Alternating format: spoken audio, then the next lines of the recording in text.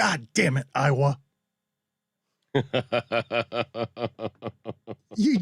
knew that's what you were. Yep. And ESPN even put a headline up. Purdue beats the number 2 out of Iowa. That's as risque as you will see on Disney television. We all knew you were that, Iowa. And you one damn week. Right. In our entire lifetime, you matter, and you lose at home by 17 to Purdue. They haven't mattered like that since 1985. Chuck Long, they were the number 2 team in the country, but we should be thanking Purdue today. Why are you getting mad at Iowa? Iowa's not going to mess up our playoff but now. They were never going to mess it up. Why'd you have to Iowa so much, Iowa? We all knew that was going to happen. I got a notification from ESPN alerting me to a change in the AP poll, and it said rankings change after shock upset. I guess I must have missed the Iowa upset on Saturday because I looked it up and go, oh, Iowa lost. That's not a shock upset. That's just a result in the Big Ten. Happens sometimes. Yeah, Purdue is actually good, too. Really good. I mean, if my team happened to play them and win, I would feel pretty good about that outcome. I get what you're getting at, but they were unranked. But there is a thing with Purdue playing the number 2 team in the country. They have the most wins against an AP number 2. Wait a minute. Twice as many as number 2. Okay. They have now 9 wins. But that has to be all the 40s and 50s, correct? This is stuff that's happened recently. Remember the emotional game against Ohio State? Purdue unranked versus number 2 in the nation. It's deadly. They turned into LSU of a couple years ago. That's what Purdue exists to be as a football program. Fly in the ointment. Spoiler makers. That they exist simply for that. They're not going to win any other meaningful game. Yeah, and before you start trying to do what you're doing, how about you thank Purdue first? Because we've been saved. Yeah. I think. I know, but from Iowa. But you knew that somebody was going to save us from Iowa. Iowa was going to save us from Iowa. So why are you upset about it? Now someone needs to save us from Michigan State. I mean, oh, no, I think Michigan State, I think they actually are punch you in the mouth 80s kind of good. No. They did not look very good against Indiana, but you know what's exciting? Next weekend, Michigan plays Northwestern, also the only other undefeated team in the Big Ten. Michigan State has a bye. So when Michigan and Michigan State play each other in 2 weeks, likely both undefeated going into that very intense rivalry game. We know how this ends. It ends on November 6th when number 2 ranked Michigan State takes on unranked Purdue. That's where we're headed. And they'll do their Purduties and knock out number 2. Doesn't it end when Michigan plays Ohio State? Ohio State wins that game by 4 touchdowns and finds itself in the college football playoff. Isn't that where all this is headed? There's plenty of opportunities for Purdue to do the Purduity. All right, let's backtrack here for a second because that was not the most interesting thing from the college football weekend. Lane Kiffin is back, baby. And they were pelting him with things. Like, that's a long memory. That's a long institutional memory because Tennessee has basically stunk since that. Fulmer went out as the athletic director after being he made that program matter for a long time, and then at the end, it was in a dumpster for a while. And it sort of all started, right? I think I've got this right. It was bad before Lane got there, and the results for Lane, like they were playing some really good teams close. He wasn't exactly turning it around, but there was more hope for Tennessee fans for a while there that he was going to be the guy to turn it around. And then it ended like Mad Max Fury Road because mattresses were on fire. That's right. We had a week of shows asking why that wasn't a riot, because it can't be a riot if there's a mattress and it's on campus and also white people. Mm-hmm. Yeah, it was a week's discussion of like, why isn't this a riot? Why aren't people like, this is kind of insane. Tennessee thinks it's okay to do this because Lane Kiffin is leaving. Yeah, it's what separates a riot from a week of upheaval. And so he goes back, though, with all that history. They have the institutional memory. Oh, we hate this guy. And he wins. Yeah. He wins. He just got to the SEC, and he wins with this program on the outskirts of the SEC that he has now made matter because he's got a personality, and he's now back in the game, having gone through the Nick Saban rehab program. Lane Kiffin, they were throwing things at him. There was a mustard bottle on the field. A golf ball was thrown at him. Well, the golf ball hit him. It hit him. Yeah. Nobody's ever seemed happier to have stuff thrown at him, though. He was picking them up and showing everybody. See this? He had it in the interview. He pulled it out of his pocket. This was thrown at me. The police were escorting him off the field, and he Odell Beckham'd a water bottle. Like, it was one-handed catch over the shoulder. pelting at him. And then he threw his visor up into the stands for a fan. There was a great picture taken of that. These same people who were throwing things at him were fighting each other with popcorn spewing in the air to catch his visor because they want the remains of Lane Kiffin to still be, making them matter like that, because he went in there, Stugotz, and kicked their ass. They threw things at him and ran off as a gladiator, holding the things you had thrown at him, throwing his visor in the crowd, and then doing a Twitter troll job where he's showing Tennessee fans who are all painted ridiculously holding up anti-Lane signs. Like, he really enjoyed the holy hell out of that night. But Mike, correct me if I'm wrong on Lane in Tennessee. He was there for a season, and you saw improvement. I think they were like 8-6 that year. But I think what they're mad at Lane Kiffin for is leaving after a season to go to USC. Wasn't that the? Yeah. Yeah, he left him at the altar. He broke up with them. Yeah. But Tennessee's program has made some really poor hiring decisions since then. You can't blame the last 15 years of 12 years of Tennessee football. I'm not saying you are, but these fans have so much animosity towards Lane Kiffin, and it's like.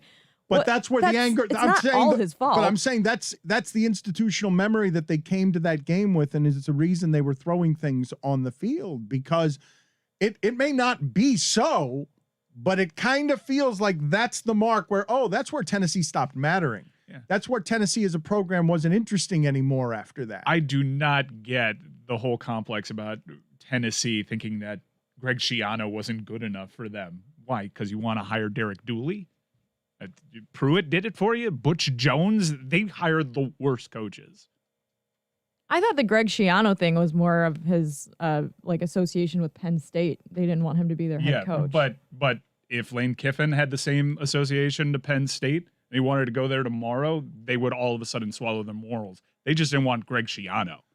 I'm just wanting to celebrate here, as you never get the undistilled real from these leader types who are faces and voices for their universities. Like, some of them have personalities, but it ain't ever willing to be this. No. Like, this guy comes with a resume that's got a lot of junk on it. Super interesting. Was a boy coach with the Raiders. Mark Davis's father embarrassed him. Do you have that sound, Mike? Because it's one of the greatest press conferences of all time. Al Davis going after Lane Kiffin, calling him a liar, and kicking him out of the pros. And now the rehab tour has gone through FAU here, Stugotz, in Boca Raton, down the street, and now he's in the SEC game, and now he's a genuine villain and enjoys kind of being the villain, and there aren't a lot of coaching personalities like that one anywhere in the profession, right? Because they're so careful. Even the college guys have more personality than the pro guys. They're more authentic, more down home, more regional types, but villainous, willing to be villainous with a smirk on their face. Like, you got to be here for that, right? Yeah, Lane's never been interested in being too professional. He's always been interested in kind of stirring it up. He's got a great quarterback at Mississippi. I do wonder if he'll stay at Mississippi, because there's so many job openings now with LSU and USC, and he's going to be considered for those jobs, Dan. He just is. I mean, already the rehab tour would take him right back to LSU, because I saw Mel Tucker was trending, because LSU you can make the argument, a lot of people would, that Ed Orgeron team of 2 years ago is the best college football team ever. Yes. The most talented college football team ever. 2 years later, he's out, 500 record. It's announced that he is done at the end of the year after beating Florida. Stugotz's second-ranked team in the country. Yeah. After beating Florida, it's announced that happened very, very quickly. But let's go back to Lane Kiffin being ripped by the late Al Davis. He wanted to know who the head coach would be, and I wouldn't tell him because I hadn't finalized. This was about 9:30 in the morning, finalized with the gentleman that I was going to offer the opportunity to be head coach, and I wouldn't tell him who the head coach was going to be. No sooner that I got off the phone with him, within 5 minutes, Mortensen had the story exactly the way it went down. It could have been no one else other than John Herrera and Mike Taylor to have given that story to Mortensen. He was up there with microfiche, Stugotz. He was up there, and he basically disgraced. Lane Kiffin has been getting disgraced, burning mattresses, left on it. He was left at the airport, was he not? At USC, just left standing on the tarmac. Yes, but he's back in the game. Yeah, boy wonder coach is rehabbed, and he just went back to Tennessee. And instead of taking that too seriously, Stugotz, because imagine how much coach culture goes in, as serious as people in those regions take these sports. You could really suffer that return. You could be like, oh, this is going to be unpleasant. I'm going to go back to a place where they question my principles, where they're super cruel about judging me. Lane embraces that. He loves that. He loves those environments. It gets him excited. He makes the game more exciting because he doesn't give a bleep. And I like that about Lane Kiffin. He's not the best coach in the world. In fact, if you look at his record every stop of the way, it hasn't been very impressive, yet he keeps getting opportunities. But I love that he's willing to, kind of mix it up a bit. I think we all agree he's very good at offense, right? You say, he's great at offense. Not best coach in the world. Like, isn't that all you want right now in the pros? You want a great offensive mind, but then at Tennessee, he was 7-6. He was not good with the Raiders. USC, he was kind of just okay. His best stop was FAU. He was great there. And Ole Miss, he's been fine. Like, we'll see how the rest of the season goes. But he gets to win the weekend, though, because he enjoys. How many guys are willing to do that? You give me all the guys that you see all over sports, not just in coaching. I don't feel like we have very many. There's so much brand management, and so many people are careful about what they're doing, that I don't see, like, outside of the Brooklyn Nets, I don't see a lot of people actively looking to embrace the villainous role. Aaron Rodgers seems to enjoy it. I mean, he does. Oh, but do you think he wanted that? What happened there? Yeah. You think Aaron Rodgers? Yes. That was so mean. Yes. He's been waiting for years to do that. And awesome, by the way. Yeah. He has been trolling Big Cat over the last few months. So this is the payoff to a storyline that's been going on the entire offseason. Him really embracing the fact that he enjoys torturing the Bears fan base. And that was his piece of resistance. And he's so good at it too, because Stugotz, how much of that Green Bay game did you see? I mean, that's the play that people are going to remember. He's pump faking, he's running. His season ended last year because he didn't do that. His season ended against Tom Brady because he didn't do that play for whatever the reasons are, and he told us that it'll haunt him. He ends up scoring. You guys don't think he would have said that, though, without the emotion of the moment, right? He wouldn't ever say that out loud. I don't agree with you guys that was something he knew was going to get caught on microphones. Like, I'm not sure how bothered he is by it, but I don't think that he knew that was something that was going to go out over the air. Perhaps you're right, but there's no way of knowing how you're going to finish that game and score in that game. Listen, Justin Fields got it to 17-14. The game was close. Rodgers took the ball down the field, scored a touchdown, ran it in himself, got pushed a little, shoved a little, so that added to the moment. And then he just did what he did. Whether he knew that microphone was there and it was going to be picked up the way it was picked up, I have no idea. But he certainly wasn't shying away from it. I mean, it came out so easily. It's not like, you know when you get in an argument and you wake up like a year later and you're like, oh, that would have been a great comeback. Like, he had that on the tip of his tongue. Like, he was ready to say it. He's wanted to say that forever. And he does own the Bears. So it's true. Why do you think Aaron Rodgers isn't that? Like, he if anything, that's what he is, because he did it when he thought no one could hear it. Oh, I'm not saying that that's not inside him. I'm just saying that the public quarterback in the State Farm commercials tends to be a lot more careful than that around the microphones. We were just talking about Lane Kiffin and his most authentic self. I'm not saying that's disingenuous. Yes, that poison was within him and it came hissing out. I appreciated the honesty. Yeah, you're questioning whether or not us finding out about it was intended. I just saw the replay. Like, he looks directly into the camera. Yeah. The microphone and camera is right in front of his face. They are not adhering to social distancing. He said that so we could hear. You know what? I would argue he probably said that another time and there wasn't a camera there and he was like, damn it, I got to do this again now when there's a camera in front of me. He practiced it the night before in the hotel in front of the mirror. Yes or no? He ran it in on purpose there, right? Yeah. No, I own you. No. I still is the key. Still own you. It was great. Put it on the poll, Guillermo, at Le Batard Show. Did Aaron Rodgers practice I Still Own You in the mirror the night before the game? Whittingham also agrees with this. That he's like, Got to get the cadence right on the still. Yeah. I still own you? I still own you.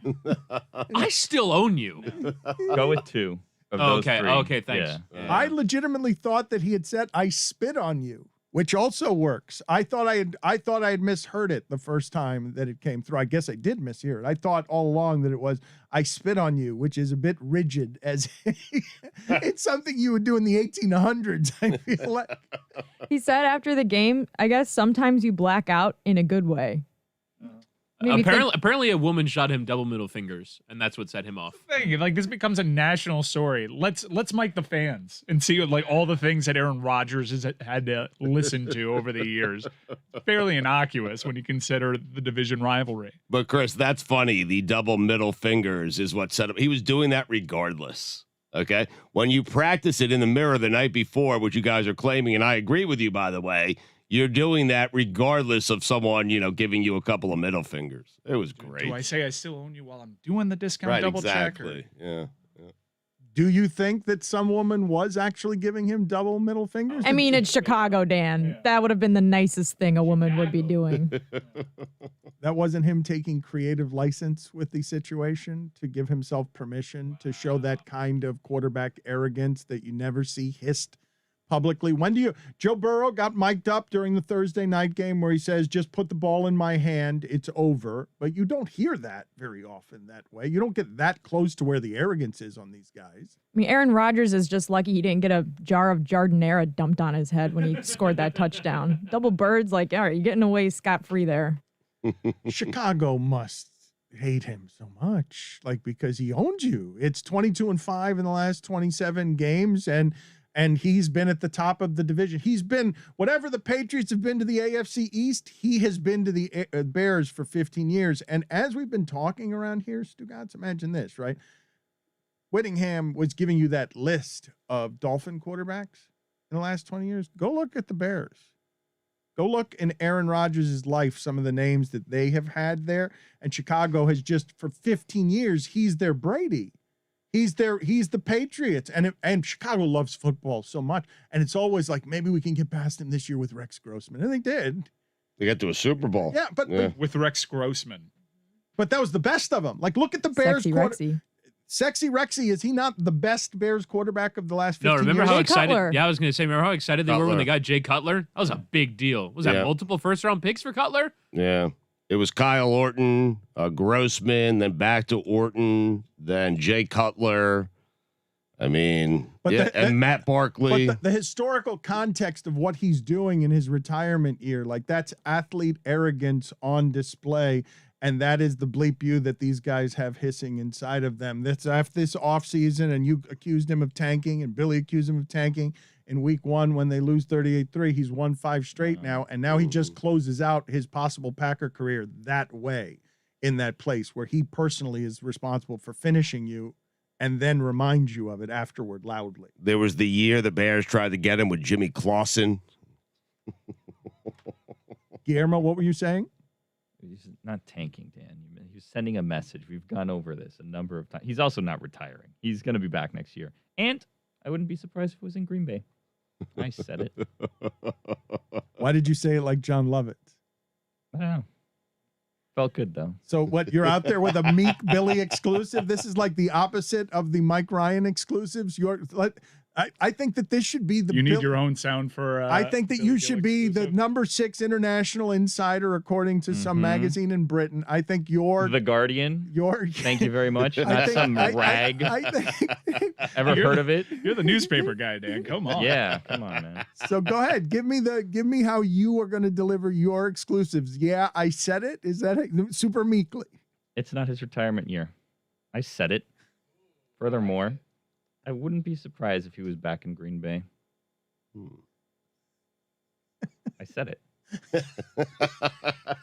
It doesn't have quite the same. I thought a flair. sound was coming, so I You just said it, filled that's gotta with be yeah. his tagline. I was looking for one. Yeah. I wish I had more No, time. it I doesn't- said no, I know. You did say it. You're waiting. I can do it again. We Go don't- ahead. All right, you Go wanna for try? it. No, One more let's- time. Okay, I'm sorry. Hold on. Let's back up for a See if second. this These are the helps. dangers of doing some of these things live. How far back are we going on this? Just you. All right, let's create the character. Billy football. The whole take, Billy. Billy's I got it. meek, I got it. meek football insider. Guys, my process, please. This isn't going to be Aaron Rodgers' last year. He's not retiring this year. I said it.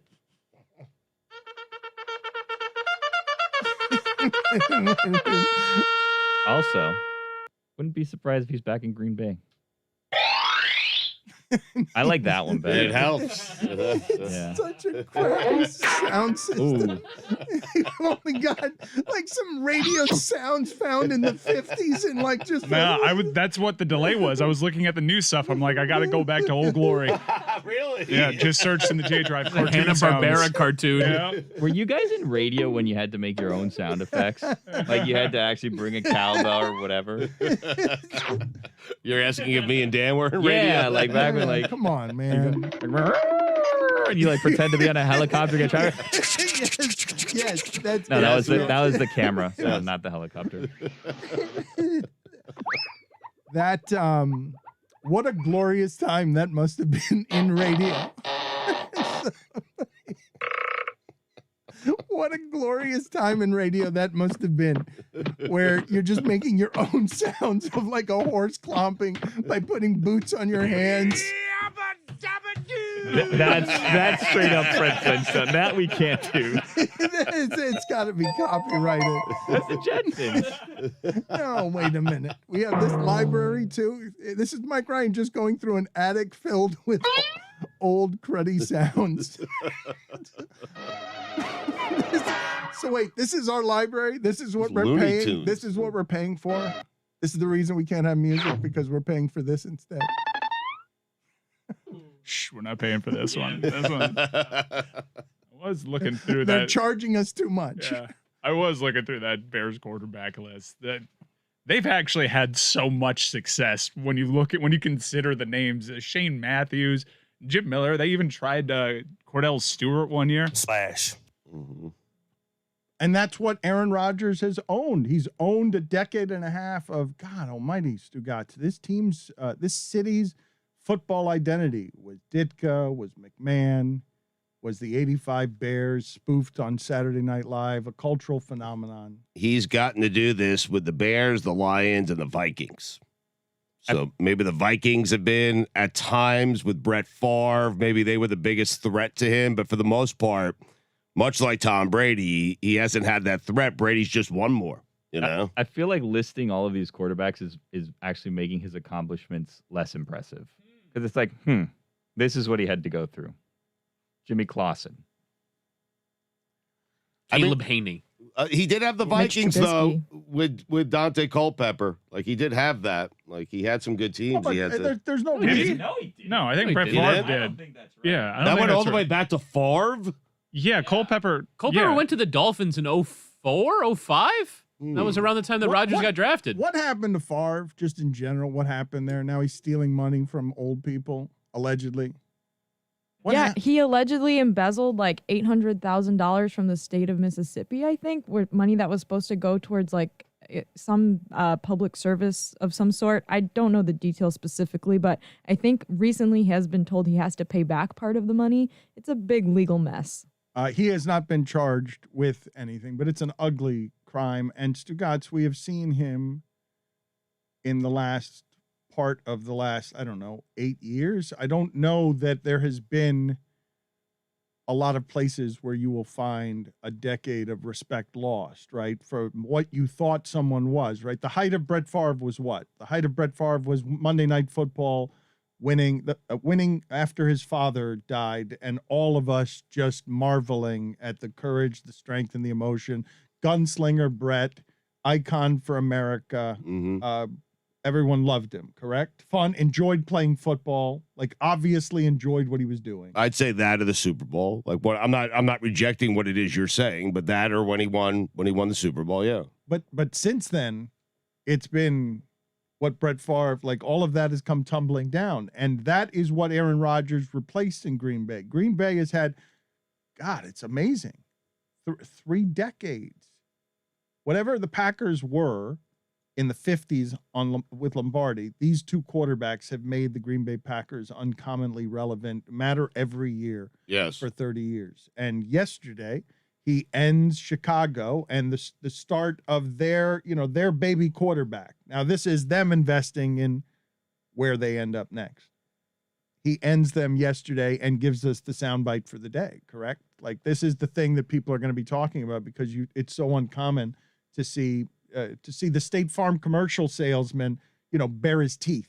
He gave us I think he gave us the moment of the weekend, really. The soundbite of the day, the moment of the weekend. It was fantastic. He's fantastic. And I'm with Billy. Like, this is not, it seems like you're saying, hey, or Mike was saying it might be the last time he goes into Soldier Field and does that.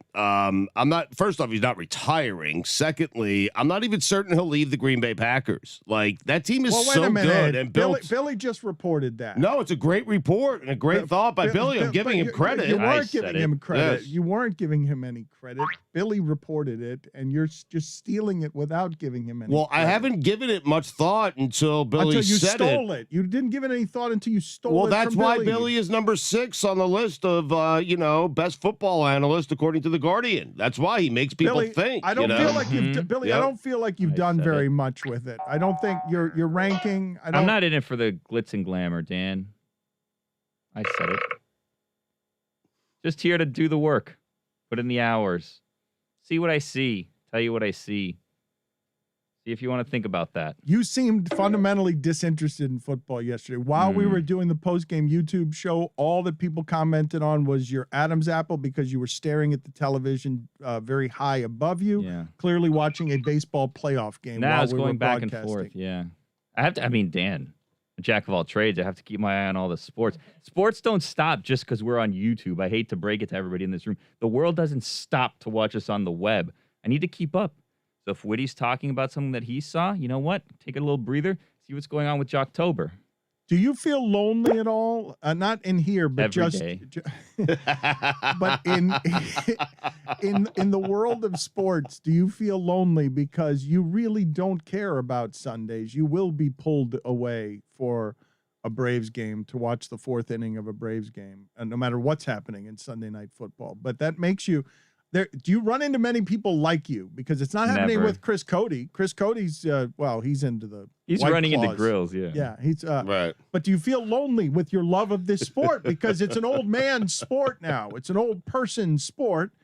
And Stugotz says he loves baseball, but he's complaining about the 9:07 starts. Thank you. Finally, someone said it. Stugotz, you can say that one. I'll jump right on that one. Go, you say it. There is no reason to be starting these baseball games at 9:07 Eastern time. Zero reason. I mean, listen, I'm on the East Coast. I want to watch these games because stakes are attached to them. I love baseball playoffs. I can't stand the regular season. It's too long. The games don't mean anything. But the playoffs I love. You've had, you had the Red Sox with back-to-back grand slams, 1st and 2nd inning in a must-win game. You have the Braves with 2 walk-offs. I think the first time it's ever happened in NLCS where the first 2 games were decided and won with walk-off hits. But a 9:07 or a 9:37 start, get out of here. You've lost me. You have completely – I'm not watching. I am not watching your entire game. I agree with Stugotz. We need to do something about the Eastern time zone for watching sports. Last night, Sunday Night Football, it went into overtime, but it ended at like midnight. It was 11:45 or something when I finally turned off my NBC Sports app and shut my eyes. And then you know what? My alarm went off 5 hours later because people on the East Coast, we got to go to work. Exactly. And it's too damn late. Yeah. I got to imagine that the audience is listening to this and saying, good God, you are all so very old. I don't know that that's what's happening because all of you seem to be in agreement on this. But these games starting at 8 and 9 o'clock and going past 11 p.m., this is, 11 p.m. is like the 3rd inning now. Like, it's ridiculously Yes. late. And I don't want to tell baseball how to do baseball, but baseball, no one's watching, and no one's going to be watching at 1 a.m. Okay? Like, you want to get people watching, don't have these games start so late. People will watch, but the people that like those teams, outside of that, who's going to watch that? But how lonely do you feel with this? Because it's been a wonderful baseball postseason, and the aforementioned Kiki Hernandez was a Marlin for 18 games and hit 175. Him. Someone should look into what's going on there. Doesn't make any sense to me. Why? He's the best hitter in baseball He's right now? He's like No one of these sense to me. October names, and he played for the Marlins 18 games, hit a $175. You remember the Kike Hernandez years or games. Like, he had the biggest career since Mike Piazza as a Marlin. Baseball should just be played at 105 every game. Agreed. Yeah, it's that late at night. Good luck, because it's already a slow-moving game. I can get a nap in between batters. So there was a Game 7 between the formerly known Indians and the Cubs. There's so much history riding on the line. One of these tortured fan bases is going to win. There's a 17-minute rain delay. Guess who checked out? If I'm not staying for that, I'm not staying for anything. Moving forward, did we refer to that as the Guardians versus the Cubs in the World Series? Yeah, I think so. Yeah. Because I think Sean Taylor had his football team jersey retired. No Really? one wanted to say the name. The East Bay one? I think 435 is the perfect start, because then the West Coast gets it at 135, East Coast gets it at 435. You have the Red Sox and Astros, a big game. It starts at 8:08. To Billy's point, 4th inning, 10 o'clock. I'm done. There's no way I'm staying up for that. But people on the West Coast are always like, well, we have work too. And but it's like, who doesn't like when a game kicks off or starts at 2 p.m. in the middle of the workday? Yeah. It's the best. They get their 1 o'clock games at 10. They get their 4 o'clock games at 1. I mean, the West Coast has it fine. We're the ones suffering here in the East Coast. You mentioned Sean Taylor, and we didn't talk about this enough last week. Roy had been mentioning it and was talking about it off air, but I don't know if you've read about this story, Stugotz, but Washington, in what appeared to be a pretty clear PR move after a bad week of football for the NFL, out of nowhere, was sort of roundly criticized for being a bit maudlin in choosing the symbolism of just throwing together real quick a Sean Taylor Remembrance Day and not giving notice of a Washington football player that we remember in Miami and was mourned by the sports world and that franchise because, hell, they haven't been any good since then. Like, he was remembered as somebody whose hope was extinguished too soon, and he's a beloved Miami guy and a beloved Washington icon. And they botched this, obviously, and the conclusion of the botching, and this is being reported. I want to make sure to give the credit right because I don't know these details myself on this, Stugotz. Mm-hmm. As they're celebrating Sean Taylor, this is Chad Ryan on Twitter. The road that was named after him was rededicated in front of some porta potties.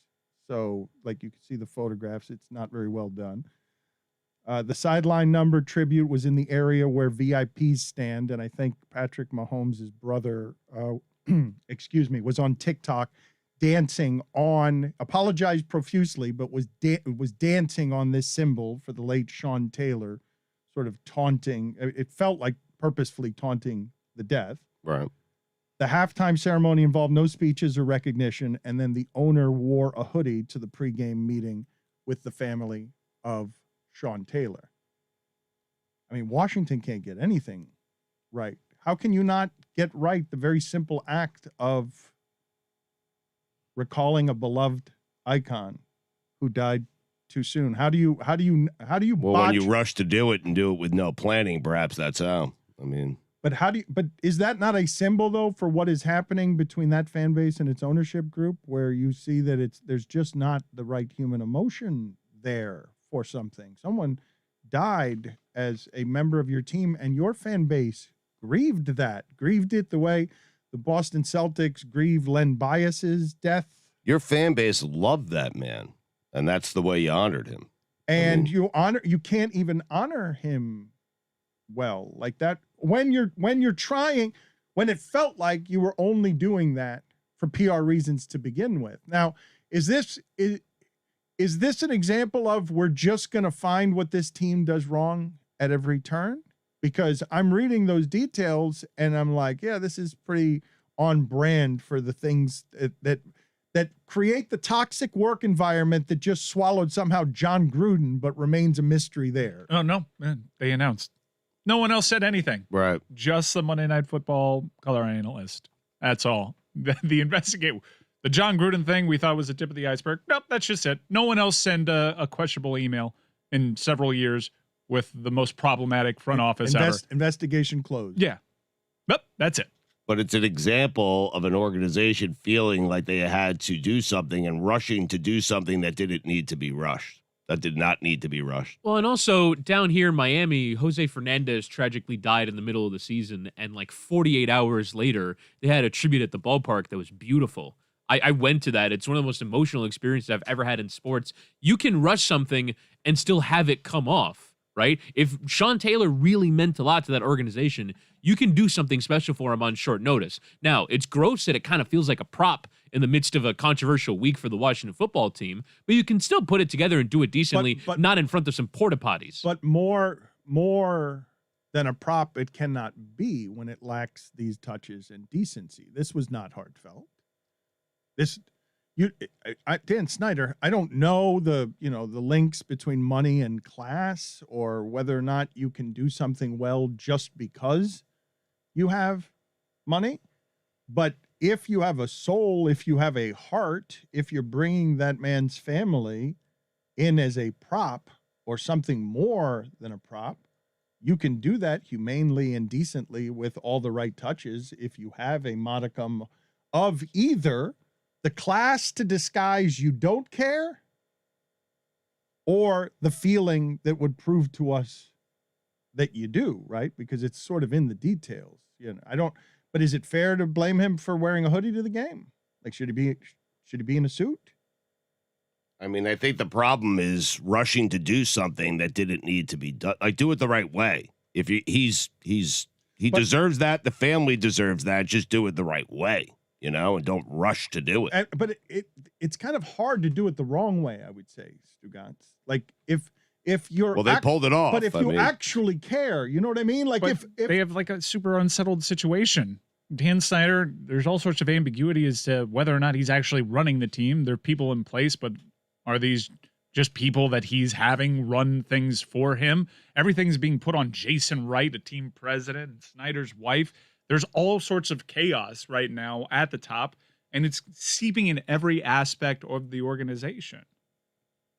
Have you been reading anything good that would indicate to any of us here with a little more firmness than Bomani speculated that the leak was the NFL's, and then Sally Jenkins came on with us of the Washington Post and said that there might be 6 or 7 places where that could have come from? Have you read anything that has made you do, as the internet loves a good mystery?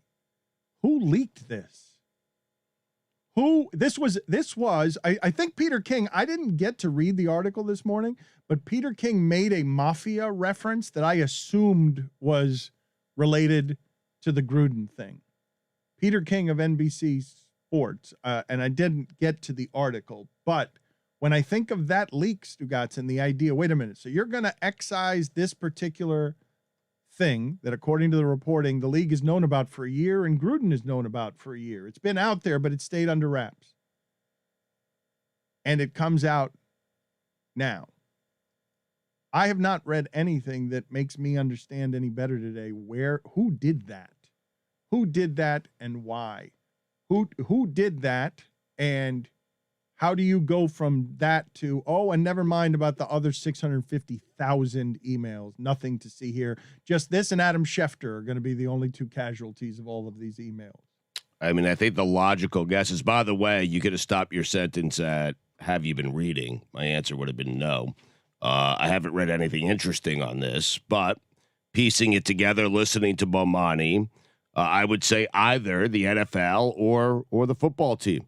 Is, the investigation was about the football team and the workplace environment with the Washington football team, and they unearthed these emails from John Gruden to Bruce Allen, the team president, of the Washington football team. So when you're trying to distract an investigation, right? When you're trying to get people to look the other way, hey, don't look at us.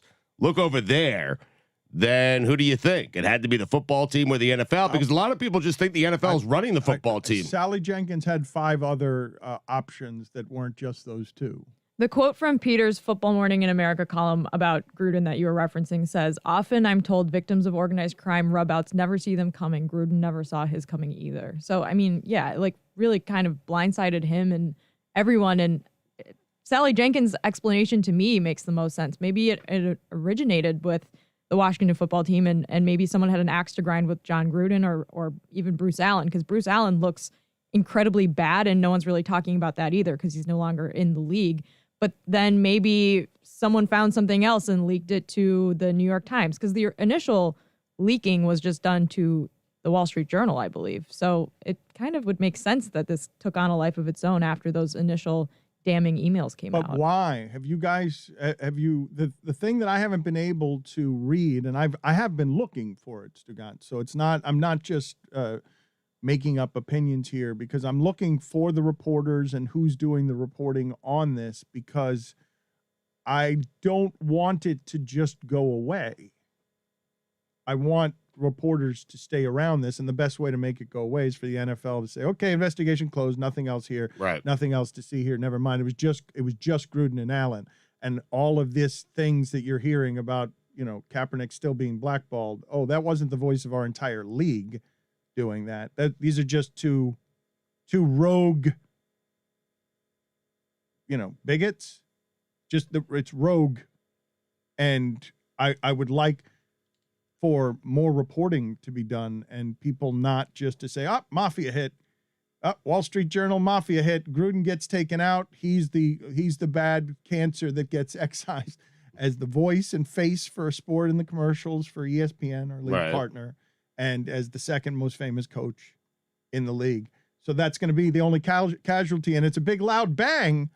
But after everything that you just saw happen over the last 3 years in that sport, where Kaepernick is blackballed, and then the NFL about face it says, hey, we were wrong, as soon as Patrick Mahomes says, I object. Now end racism is in the end zones.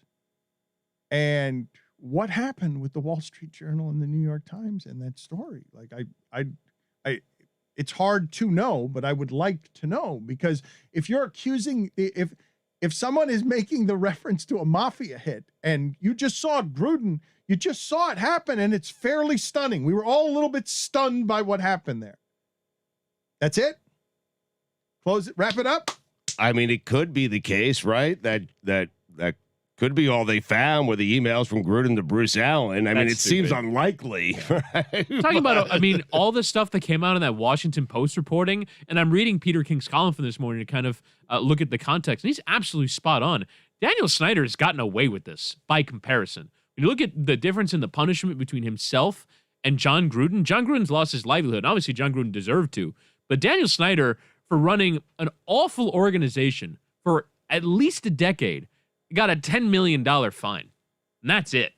And he's still running that. He still owns that team. He still gets to benefit from its sizable income. Nothing has come his way. How have they not learned more about what the Washington Post reported on? How have they not served more severe punishments on top of what the Washington Post reported on? It's appalling. How did we not see a single email from Dan Snyder when he runs that team? Right. He doesn't use his email? I mean, he doesn't use his email. Maybe he just uses his phone for like voice memos and calls, like anyone who's doing any sort of nefarious activity should be doing. Like, we've all seen The Sopranos. It's amazing to me. Like, I think I only heard 1 or 2 people make this point last week. Like, these people were putting it in writing. Like, not only are you racist and misogynistic and homophobic, but you're fucking stupid. Sorry, Market. But like, come on. Like, when I was like 17, we're live on YouTube. Yeah, when I live was on YouTube. 17 and my upset, first though, job, I mean. like my boss was like, hey, everything you put in writing, we can see. Like, don't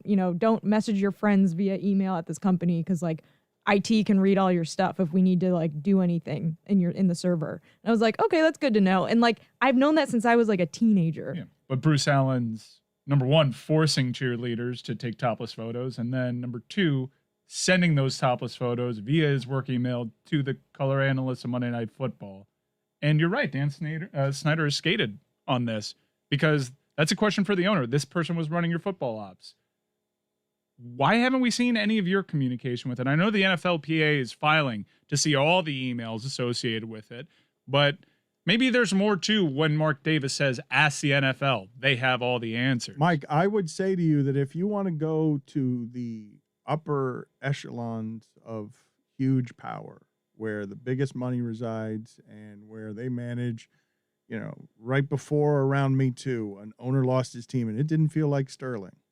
Like he just shuffled off from another time and ran off into the distance somehow quietly.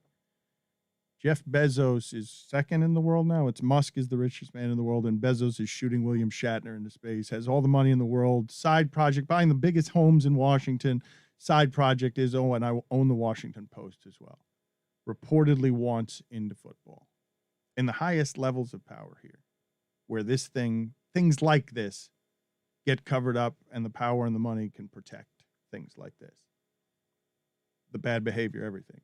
Bezos has a journalistic arm, one of the few in America that can actually attack this story from every side and pour resources into finding out, what's really here. The NFL can't just do this with Dan Snyder, but Bezos wants Snyder's team. So which is the play? Do you arm your journalistic arm to bring embarrassment to the club that you want into while just waiting out Snyder? Or do you use your journalistic arm as a military strike to make sure somebody's got to get to this information? The NFL can't get away quietly with what's being described in a Peter King column as a mafia move on John Gruden to distract from, and okay, we're back to normal in Washington where Sean Taylor can't even be respected, though he's dead and beloved, because the guy you have running your team's not really the best human things you want associated with the emotions business. Like someone had to pay a penalty for this investigation. And so the fall guy, and they can always fall back on this. Look, that guy, coach of the Raiders, Super Bowl champion, no longer in the league. But you're banished. You're Bezos. See ya. You're Bezos. You're Bezos. What do you do? You're Bezos.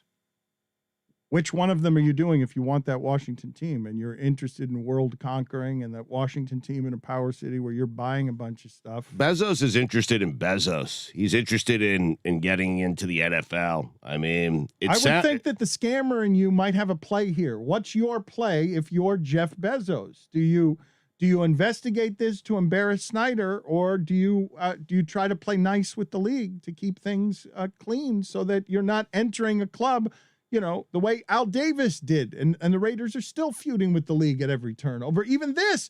What was that Mark Davis quote? Is that his only comment? Ask the league? That's as close as we're getting to this owner? Yes. Yeah.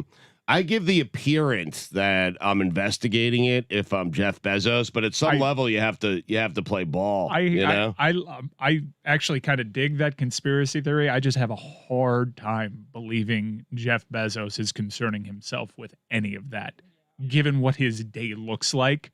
I think he's far more interested in reversing the anti-aging process. How big is your life when these are the toys? Yeah, he wants to send Captain Kirk into space. I just the Denver Broncos are there for the taking. Everyone knows they're up for sale. Why use the Washington Post to possibly embarrass Daniel Snyder and then just run into, I have all the power in the world, but oh no, the NFL is owned by owners like Daniel Snyder, and if they do an investigation, maybe that's how we don't see a single email from Daniel Snyder. I think it's more likely that Dan Snyder and Bruce Allen and the front office in Washington and other people who work at the league are just fed up with what they've seen and wanted to leak something. A disgruntled employee is generally who's going to be your leaker, right? 9 times out of 10, it's just someone who's like, hey, I saw a lot of shit while I worked here, and now I either left the company or I don't want to work here anymore, so I have nothing to lose, so I'm going to leak some emails to the press. And it was a hit on Bruce Allen. It was just the headline grabber of John Gruden. Bruce Allen looks really bad in this. Nobody cares. What Yeah, he's but nobody- doing is possibly felonious. nobody But cares. he's out of the league, and nobody cares about Bruce Allen. He's not famous. Yeah. It's not the crime. It's how famous you are. It's how I mean, the famous, sexy story was getting how gritted. famous is the criminal? It's not the crime. So the other part of this that no one's really talking about is that there's this defamation lawsuit that Dan Snyder is suing a company in India who published something that claimed that he had a connection to Jeffrey Epstein in 2019. And some of the emails from that discovery were redacted and then later part of the Wall Street Journal report unredacted. And so that's how people connected, okay, it was Bruce Allen and John Gruden. And so I guess I read this theory that like Daniel Snyder's doing this because I don't think this is even a theory. I think this is what's happening. Daniel Snyder wants to prove that Bruce Allen had something to do with that leak to that Indian paper that linked him with Jeffrey Epstein. And so him putting out these emails to make Bruce Allen look bad and prove that he's someone who leaked things to the press would then prove his point that he could have leaked this thing to this other newspaper outlet. I'm so confused. I don't know. She's gone deep into the. She's She gone really deep has. into the weeds. Okay, well, on where are you right now? You've the- lost all of us. The gist is that Dan Snyder. Hold on. Let's Yeah, slow it down. okay. Let's Yeah, just slow slow down. down. I'm following Let's- perfectly. Get your you- conspiracy Yeah. together. You want me to Confusing. explain to you what's going on There here? was a leaker that leaked to a Just leak. slow down. Forgive Snyder us. thinks that Bruce Allen is a leak here. Yes. So he thinks that he's part of this lawsuit that connects him to Epstein. So they're looking into Allen to see who he's leaking things to. Yes. The end. It wasn't that confusing. I mean, I can't believe Billy was the most concise there. Yeah, weird. That floors me. But he speaks your language. That's how he's able to follow along. I cannot believe that was a surgical strike Excellent. of efficiency by you. It's the most efficient Billy I've ever seen. It's because he felt bad for someone else who was rambling. And you left. Looked I in the wasn't even mirror. rambling. I was trying not to like get us in legal trouble by couching every word out of my mouth with like some other maybe yes somehow prevailing theory. Don't sue the Dan Batard show. I read this in the Wall Street Journal. I just Many don't know are if I saying. have the terminology right. No, Snyder is definitely lawyered up. If you watch, you just can't trust an NFL investigation into itself. They picked the law firm. If you watch Succession last night, there's great insight into what this process looks like. The NFL is owned by Daniel Snyder. He's investigating himself. He comes out smelling like roses because he hasn't sent a single problematic email during the most problematic time for an NFL organization, arguably. But I think we've all found out, if we didn't know already, there is a dark, seedy part of the NFL. And with all that said, and not enough people care, by the way. And with all that said, I'll be there on Sunday glued. Like I will. And the NFL knows that. They know it. They know what their owners are. They know what's going on. They know some of the communication that's happening amongst some of those people. And yet they also know this. On Thursday night, 15 million people will be watching a bad game. That's right. Yep. I'll be at that bad game. You're going for Case I'm Keenum. going for Dearness Johnson and Case Keenum. Football got you back after 20 years. 20 years of unspeakable laughingstock, awful 2 seasons where you won a single game. What Urban Meyer has gotten over 6 games this season, you got for 2 straight seasons of winning 1 game. I think the two teams are combined for 5 straight losses headed into Thursday night. Vic Fangio's back's up against the wall, and you do not want to see what happens when Vic Fangio's back is up against the wall. Thanks. Baker's not going to play. Baker's got to try to. He shouldn't. They should hold him out unless they get offensive linemen back. But we'll see. Things are very dire. He left the game yesterday with his arm in a sling. He took a couple of hits, Stugotz. I know that this is the other side of not being Kyler Murray, right? He's not small, but he's small out there. And He looks tiny out there. but he's not small. He's not. If you stood next to Baker Mayfield, you would not think him small. But he's small out there. And the play he got hurt on, it felt like he was thrown like into the ground like a javelin. Because J.J. Watt's out there chasing you down. that's Right. correct. Mhm. Yes. Anybody, that's gonna hurt for anybody.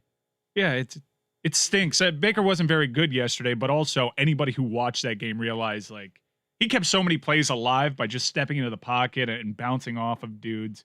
It's really tough. Cleveland's very hurt. No one wants to hear that excuse, but they're very hurt. So's Arizona, though, and Kyler Murray is playing the same kind of way, but he doesn't seem to get hit like that. This is what kept Russell Wilson in the league that doomed RG3. Russell Wilson spent 7 years scrambling around out there and was never hit hard. He somehow knew how to not get hit hard. Joe Burrow doesn't know how to do that just yet. There are a couple of quarterbacks. Carson Wentz sure as hell doesn't know how to do that yet. But Carson Wentz is like a big target. And to your point earlier, Baker Mayfield is 6'1". Kyler Murray is 5'10".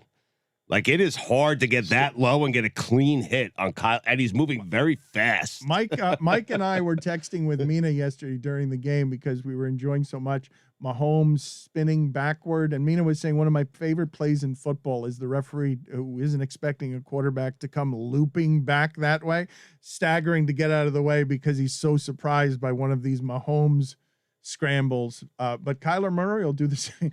Will do the same thing. And Mike, it's got to be hard for you as you try to talk yourself into Baker Mayfield, and we continue to do this evaluation. How hurt is he? Is he a product of the running game? Why can't he see Odell Beckham? Is it because they're injured? That he's not Kyler Murray. That you're watching yesterday, and and maybe not even certain he's Kirk Cousins. But maybe Arizona. No, you're saying a joke. I'm not. Kirk Cousins is situationally good, and I know Baker Mayfield arguably made the throw of the day. Might be the throw of the season. That's the longest in terms of it was an insane throw, and he kept alive by bouncing off of people on a collapsed pocket. But he is situationally bad. Prior to that, it was another disastrous 2-minute drill. Kirk Cousins, as we've outlined on the postgame show, situationally good. If you're going to be in that Flacco class, if you're going to be in that Derek Carr, I'm not so sure about this guy. If you're going to be Nick Foles, you have to be good in certain situations. And Baker Mayfield has regressed in those situations. When plays go by, when his first read is not there, he was very good his rookie season in going to the next person. He made incredible throws against the NFC South. Throws that I remember against the Falcons and Panthers that stick out. He was incredible his rookie year. He is not good at it now, and I think it's because that rookie season, he was throwing a lot of picks, but he was just gunslinging it and living free from fear, and we reined that in after the Kitchens years. And so he's just being safe. If that first read's not there, I'm not going to force this. And yet his turnover numbers are still bad. If you're Aaron Rodgers, now I know Billy said that he thinks Aaron's going back to Green Bay, and I backed him up on that. But if you're Aaron Rodgers and you truly want to leave Green Bay, isn't that the spot you want to be? Cleveland. Like, that team's Super Bowl ready if they have they're a quarterback away. Thank you, Stugotz. Now all I can think about is that play that Mina was talking about with the official needing to scramble out of the way. Imagine if he had a jetpack on and he could just get up into the air. A lot, not as fun for Mina to watch, but just, oh shit, gotta get out of here.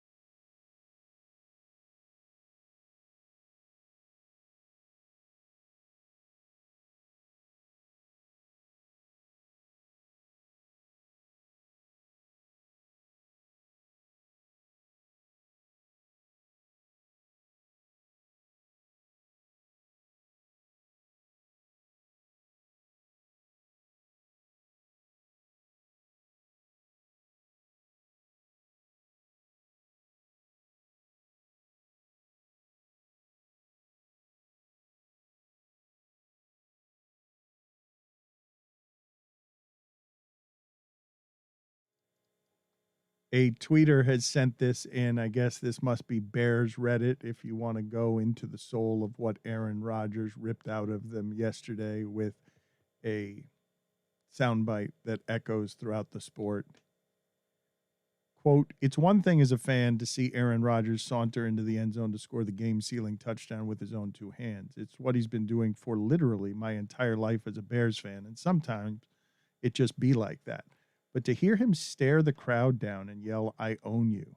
I still own you,' crushed my soul to a new level. It served as a reminder that Aaron Rodgers isn't just an idea. He's a real human being that comes into our city once a year and bleeps my shit up. Aaron Rodgers is the boogeyman, and I fully expect him to be there when I die, staring into my eyes, smiling softly. I still own you."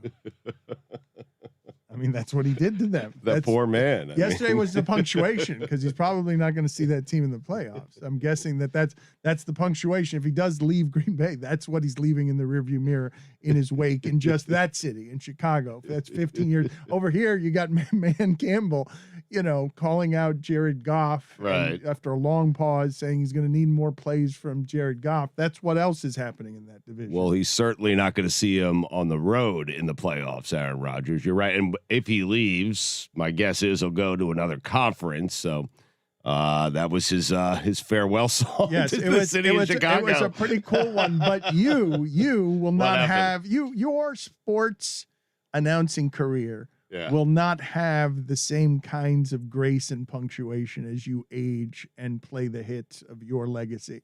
Because your lazy attack on J.J. Watt. What do you mean? Your lazy attack, like you've just been playing that note over so many years. Right. And yesterday, not watching Cleveland, Arizona at all. And J.J. Watt had a great performance. And you just said, again, you did your move of show me some sacks. Yeah. I mean, that's his job. J.J. Watt's job is to sack the quarterback, not get close, not pressure the quarterback. It is sack the quarterback. He has done that exactly 0 times this season. 0. And maybe he was great yesterday, and maybe he put all kinds of pressure on Baker Mayfield, and perhaps he even helped Arizona win. But J.J. Watt is not the reason that team is winning football games.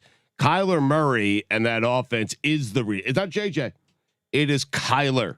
It is DeAndre Hopkins.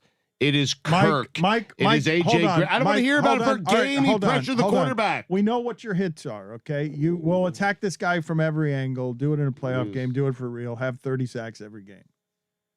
Mike Ryan is disgusted with you. He just walked out of the studio. He waved at you, and it looked like, I think he spit on the floor. He's disgusted with you because J.J. Watt haunted his offense yesterday and was chasing Baker Mayfield around like a monster.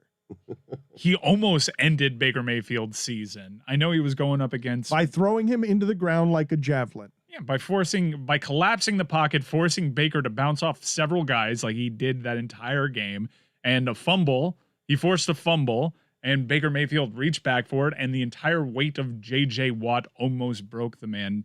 J.J. Watt was dominant yesterday. This was a game without Chandler Jones, without Zach Allen. So J.J. Watt is a part of a really good 3 DN rotation in terms of pass rush there. It was basically all on him. Well, now, that's got to be the best 3 in the league. No? Like if you're going to if the third guy you're going to get is J.J. Watt, I know that that's really good. They're really good. I'd put them up there. Chicago's got good. Cleveland finds a way to get pressure. Their D tackles are very good, and they have Clowney and Myles Garrett as well. Arizona's defense is sneaky tough. Sneaky tough. They have one of the best safeties in football. They have a really good front. They are a very physical team. I understand it's all pyrotechnics with the offense, and that's all we. Kyler Murray's very good, but you don't have to push down J.J. Watt to make your point. Forgive me. We're not going to believe in that team because of 40 years of Cardinals football, right? Where you've only had 2 starts like this ever. Right. Even when they get to the Super Bowl with Kurt Warner, as I recall, they were the worst road team to ever make a Super Bowl because they'd always go on the road and lose by 40 points. Right. Some weird thing. Like I know people are throwing around the stats today that Cam Newton is 5-3 last year at home. Mac Jones, for all the celebration of him, he's 0-4 now, and they lost to the Dolphins at home. Right. You're talking about a Cardinals team that would appear to be legitimately good if it can stay healthy. Like good, win the Super Bowl, good, which is not something that we've almost ever been able to say about an Arizona team, because I think the one that made it there with Larry Fitzgerald, I think they were losing every road game by like 30 points. Yeah, they were a weird one. There was a Carson Palmer team that made it to the NFC Championship game that lost to Cam Newton's Carolina Panthers, and they robbed Aaron Rodgers of one of the great postseason performances of all time. Remember, he had the Hail Mary. So good. He's throwing to guys like Abadaris that game. You can make the argument that that's the best. You can make the so argument pissed he lost that's that game. the best game that Aaron Rodgers has ever played. Could you not? Yeah, but Bruce Arians' Cardinals team was very good that year, and they had to go on the road to Carolina, and they lost. But to Mike's point with Arizona and that defense, they've given up 106 points. I think the Saints might be better in terms of points allowed, but the Saints have played one less game. Most people think Kyler Murray, DeAndre Hopkins, they see that offense, and You why were not? thinking most people were you. Right. Well, no, I knew Chandler Jones was good. I'm just not ready to assign this great to J.J. Watt, who hasn't had a sack yet when that's his job to do. But regardless, we digress. The defense appears to be very, very good. We know the offense is good. He picked a good team to go to. He did. J.J. No Watt. doubt. J.J. Watt left Houston. Yep. Had his choice because people need edge rushers. If you can get there in 2.5 seconds, whether you sack the quarterback or not anymore, like can you get there in 2.5 seconds? Because everybody's getting rid of the ball so fast that it's hard to get sacked. But Dan, you were headed down a place where no one's going to trust them until they do what? Because I think people are starting to trust them more and more each week. I'm just saying that it's always interesting to me when you hold a team's haunted past against players that had nothing to do with it. Right. When the way that you perceive a team or don't believe in a team as you're watching it is to dismiss it simply because you've never seen them win anything meaningful. So they have a couple of opportunities to maybe, change people's minds. It's not going to be next week where they take on Davis Mills and the Texans, okay? That's not going to be the game. But the following week, Kyler Murray. Is that how we're doing it with the Texans? Is it Davis? It's a bye week. No, but when they're promoting the upcoming game, it's Davis Mills and it's not Cooks. It's Davis Mills and the Texans. Brandon Just Cooks. Curious, Chris Whittingham, according to our friends over at DraftKings, what's the line on Davis Mills' Texans versus the undefeated Arizona Cardinals? Cardinals by 17. That won't be a measuring stick. But the following week, Dan, they play the Green Bay Packers and Aaron Rodgers. Thursday Night Football. A measuring stick game. A measuring stick game. Stugotz is telling you right now, it has been announced. There is in 2 weeks a Stugotz proclaimed measuring stick game for the Arizona Cardinals. There is. Now, that game's at home. Towards the end of the season, they have to go to Dallas and play the Cowboys. What's that one? Is that one a measuring stick? Oh, that's a who's who. That's a who's who. So a who's who is better than a measuring stick game? Well, I think that game could be if Dallas continues down this path, okay? And what are Arizona. the rankings? I need to understand what it's a who's who game. The measuring stick game is tier 1. It's the lowest tier. Where does a statement game fit within these power rankings? Wow. Stugotz, those are 2 of your top 6 teams in the league. Yeah, tied for first. Right. 6 teams tied for Yeah, first. the 2 number ones are playing each other. I That's know. more than just a statement game, I would think. We're going to find out who's who is what we're going to do. And I don't think there's any bigger game than finding out who is who. It's 7 with the Ravens. Your top 6 teams in the league, there were 7. You bullied me into that. I mean, you really asked you did. a simple question. I had no business being there. All I did was ask you, are the Ravens there? And then Mike came in and he's like, they got the 66-yard field goal. We don't know who's good. And why do you obsess over this stuff in 10 weeks? Kyler Murray's not going to be playing. Mike's going to see Case Keenum this week. We were saying the Browns were good 2 days ago. Now we have. We were celebrating their performance on a loss. 2 days ago, they fell to 3-2, and wow, they stayed there with Herbert. And now their seasons depends on whether or not they can survive a back up against the wall Vic Fangio. And a backup of Case Keenum. Potentially. And a 4-string running back. You're going to Cleveland. All right, let's examine this for a second. We'll get to Stugotz's weekend observations in a second here, but I want to go backward because something that we didn't talk about nearly enough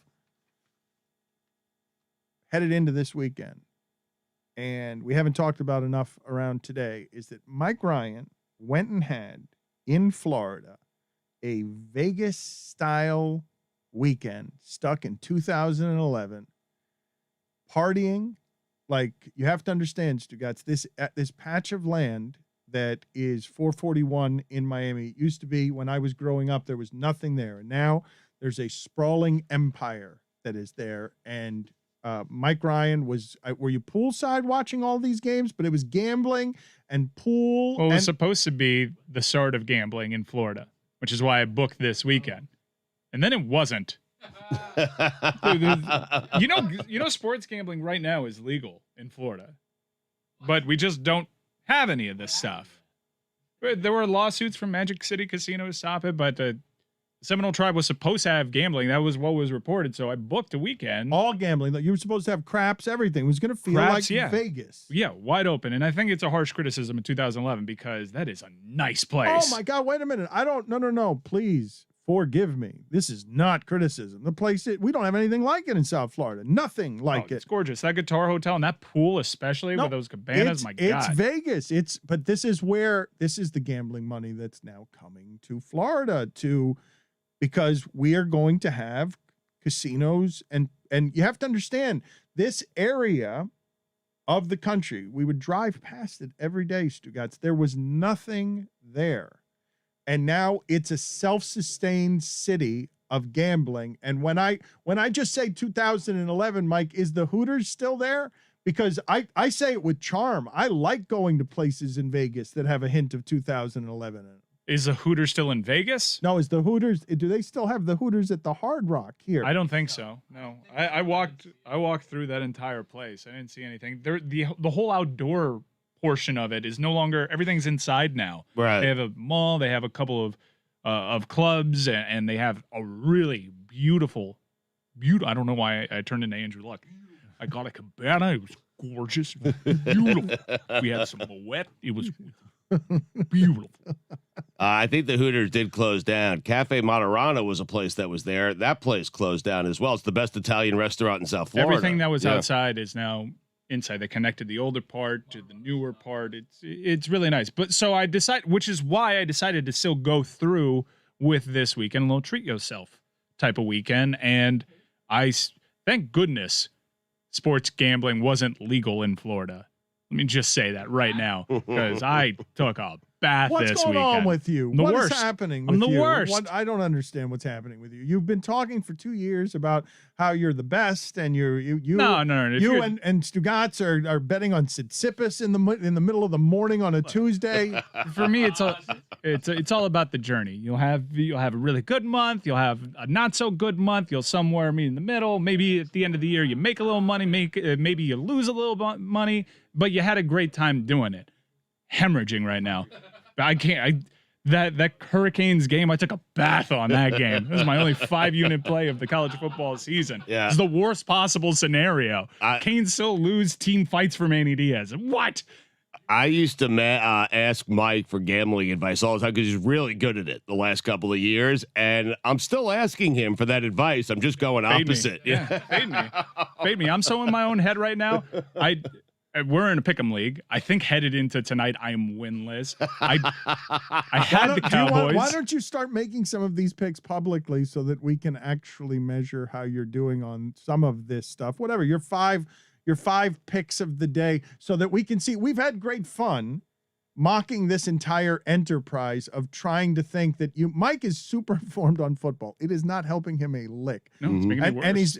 And he's super informed on tennis. That did help him for a while on strange tennis bets. I just fell out of tennis. Tennis is a money maker. and you had an amazing run of soccer players scoring in games. Oh, I know my shit when it comes to soccer. Now, I'm not informed at all. And in the NFL, I mean, Billy will verify this. I'm like 26-6-1 over the last 4 weeks. I am on fire, man. I'm thinking about starting to sell my I don't picks. think that's right. All right. Yeah. I'm gonna look. I don't think that's Okay, right. not making this segment about you and the one time you've got Sell a some decent picks, record. I don't think picking any of games. it's right though.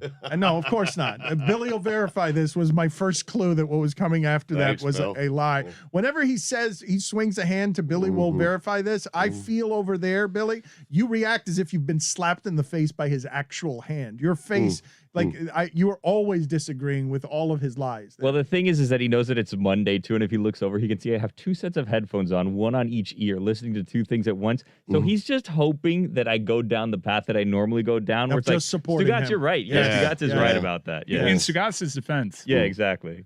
Unfortunately, you were listening there. Yeah. While also doing useless sound, are you also doing this? Well, that seems Yeah. like a special kind of hell. So wait, you got in one ear, you've got useless I'm listening sound. to how great everyone is at gambling in one ear, and then in the other ear, I'm listening to all the coaches tell me how they have to keep their nose to the grindstone. Oh, wow.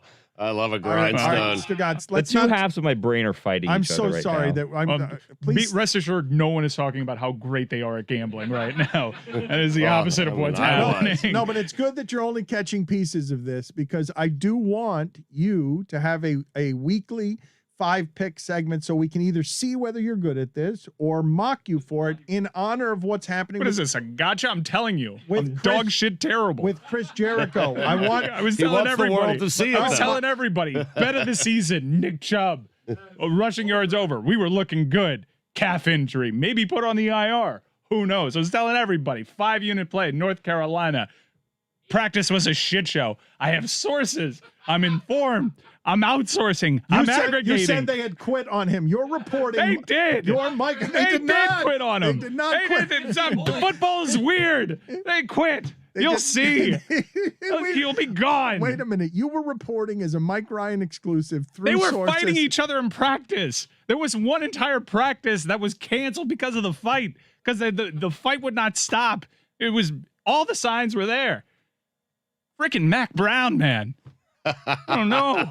Don't let it bother you too much. No one knows anything. Colin, who's this expert and is like the face of Fox Sports betting, is 10-19-1. No, Chris- This is like his 4th year in a row like that too. Chris Jericho is clubbing him. Chris Jericho was 4-1 yesterday, and Stugotz, who's sitting here telling you he's 26-6, he got that Cowboys game yesterday, breaking Mike Ryan's heart because Mike was on the Patriots. But Stugotz is smiling, beaming as if he knew something in that game because Dak Prescott, because he was in overtime trying to win a coin flip so that he could cover -4. I know just from how we talk about games that Stugotz's betting strategy is usually 180 diametrically opposed from mine. We just don't take the same sides.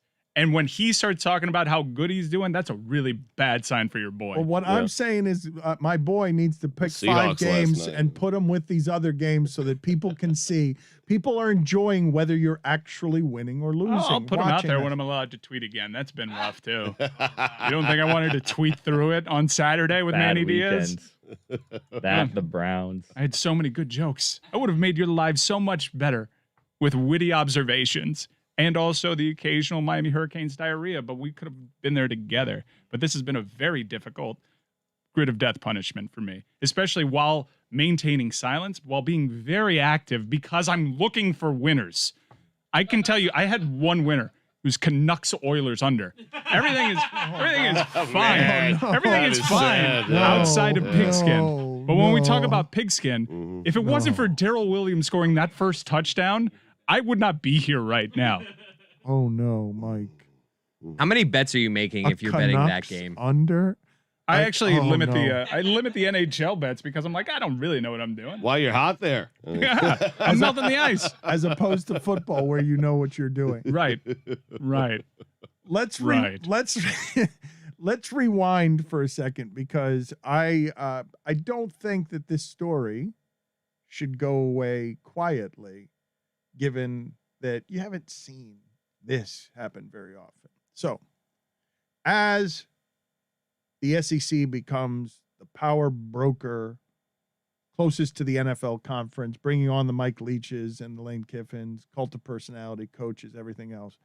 We have gone in 2 years from LSU selling its soul to put together a roster that is as good as anyone ever seen in the sport, to Ed Orgeron is leaving at the end of the year, a spectacular flame out by any measure. Usually you buy yourself years with that kind of winning. Now, LSU is a great program. That's a great job. I mean, look at who Les Miles was. All of it. won a championship at LSU because that's such a good job. And it springboarded Nick Saban to everything. Exactly. It's a great job. Mm-hmm. We're in agreement, right? That I think I saw the stat the other day that Kansas and Mangino, cult of personality, went 12-1 one year at Kansas, and Kansas has won only 8 games or 12 games in the 8 years since. That's how bad Kansas is. That's where Les Miles flamed out at the end in disgrace after doing some stuff that was reported at LSU that felt creepy at best on the reporting. Now Ed Orgeron, a swamp monster, beloved character, bowling ball, who had alcohol problems when he was a graduate assistant at the University of Miami during the heyday of that stuff, and conquered that stuff to become like a really beloved character cartoon, and after 23 years gets divorced and is now swaggering and single on campus. And if you're reading some of the reporting on this, it sounds like Ed Orgeron, like the fame and stuff, just went to his head, and he was enjoying the holy hell out of being Coach O. And some of the stuff is when you're in a program that sold your soul, right? You've got Les Miles on campus, Right. dating co-eds, and you've sold your soul where there are sex crime things happening and you're unaware, but that's not what gets you fired, Stugotz. That didn't get you fired. 8-8 in the last 16 or whatever it is, 9-7 in the last 16 helped get him fired.